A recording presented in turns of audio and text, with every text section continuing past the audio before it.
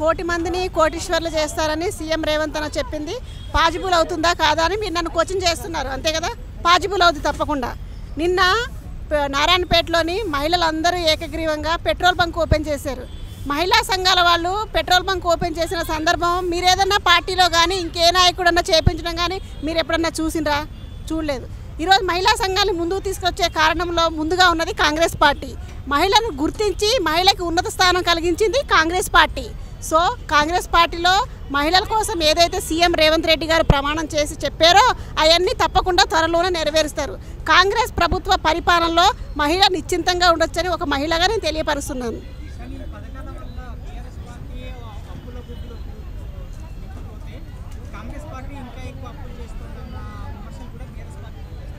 BRS party చేసిన అప్పులు తీర్చుకుంటూ వస్తుంది కాంగ్రెస్ పార్టీ. కాంగ్రెస్ పార్టీ ఏమీ ఎక్కువ అప్పులు చేయట్లేదు.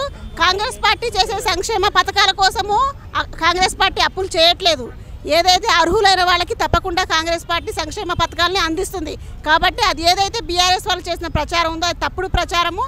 అంతకు ముందు నుంచే తెలంగాణ రాష్ట్రాన్ని బీఆర్ఎస్ అప్పుల్లో ముంచింది.